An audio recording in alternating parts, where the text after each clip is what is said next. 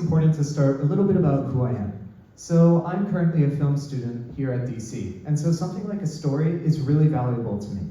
And so today I kind of want to start talking a little bit about an original story. However, this is not quite where this story begins.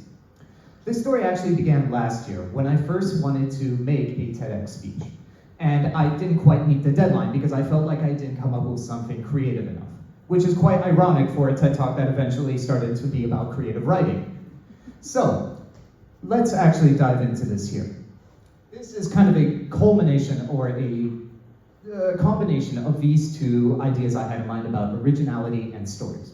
So right here is Little Red Riding Hood. We all know Little Red Riding Hood. We love Little Red Riding Hood. What a cute story, except for the end. So, there's actually a few variations of Little Red Riding Hood that you probably know of, such as The Wolf and the Kids, which essentially replaces the grandmother with baby goats and replaces Little Red Riding Hood with a grandmother goat who eventually kills the wolf at the end. Quite tragic. Now, is originality actually something universal? Yesterday, I asked a bunch of kids what they thought about what originality truly is, and someone said to me, well, it's the first person who made it. Okay, sure. So here we have Charles Darwin and Alfred Wallace. These two men read the exact same book and came up with the exact same theory of evolution. Not exactly the same, obviously there were a few variations. However, that really begged the question. This was purely by coincidence. However, Charles Darwin's theory was far more popularized.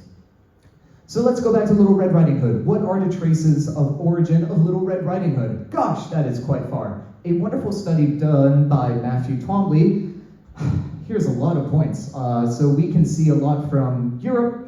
We can see a lot traces in Africa. We can see traces coming from Asia. Little Red Riding Hood really varied far and wide in traces of origin. So this kind of goes back. Stories are, in a sense, universal. But why, at its core, do stories matter? To me, I think it has cultural meaning. I think it has value in telling other people a human-to-human interaction. However, what is a story to that effect?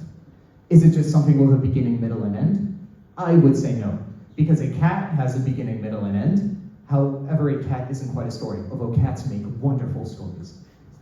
So to me, a story has a heartbeat, and that heartbeat is a moral to a story which stands true and stays with someone for a long time. It teaches you very important things about life. So one of my favorite morals is from The Boy Who Cried Wolf, a very famous fable.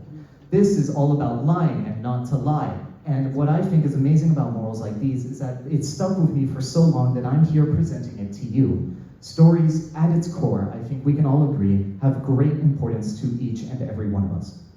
But that really begs the question then, how many stories and how many morals and how many life lessons can we actually fit? Are we eventually going to run out of original stories?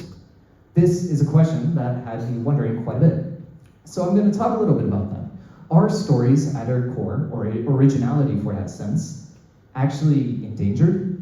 So what is originality? As said at the beginning, the kid actually said, oh, it's just the first person who came up with that idea. Not to me. Here is the Google definition of originality. Originality is the ability to think independently and creatively, the quality of being novel or unusual.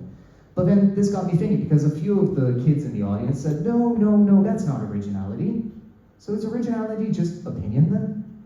Because at its core, it's essentially something that you don't know, that you're being exposed to probably for the first time, kind of linking what these kids were saying as well as what the Google definition was saying. I'm going to test this on you guys real quick. Is this original? This is a very famous piece. The kids in the audience said, some said, oh, well, yes, I've never quite seen that before. However, others said, oh, no, I could do that. That's not original at all.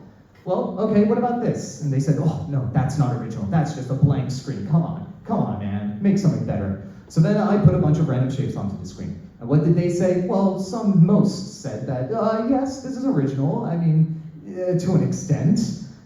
So is originality then just random? Because what these kids were saying was that I've never seen it before because it's never been in that specific order or orientation. So then that brought me to this painting. This painting was sourced from Brugly.com, and about it is mostly the fact that it is completely random. Some kids said, yes, this is completely original and I really like it. However, other kids said, well, no, it's the paint that was original. But what actually got me here is actually more or less the exploration of what originality was on the internet, and then eventually I found all about artificial intelligence. So, is this original? This is a very heated debate. Because some people will say, no, this is not original at all. Because this is referencing other people's works, this is referencing past knowledge of a large language model. Yes, but isn't that what we as humans do too? And when I asked the kids, they were like, no, this is not original. Some said, yes, it was original, but at the end of the day, it's also completely randomly generated. So, AI. I do believe AI does pose a danger to originality at its core. I think humans, at their core, needs to practice thinking originally, thinking outside of the box. It was something like artificial intelligence trying to take that originality, in a sense, away by allowing other students to practice on their own. I think this eventually needs to be addressed, as well as for students to practice their own original thinking without as much help from artificial intelligence. So where does originality actually come from? I think this is really important to address too. What is originality? So this is a great definition that I love. Originality is like fire, and other people's ideas are like oxygen. We have a spark of insight, but that spark will never catch without an oxygen-rich environment. It seems paradoxical, but we're at our most original when surrounded by others. I really like this definition because it kind of cultivates everything we said before into a little bit. But let's dig a little bit deeper into that. What is originality? Where is it from? Scientifically, come on, give me the science. We have no idea. We have no idea how I could come up with any random word at this very moment. We have no idea what originality really is. And I think that is so damn cool. I think that is so awesome that you can make anything and you can make something original. And with something like originality supposedly being endangered, whether it has a finite sum or an infinite sum, I think it's definitely important of something to consider.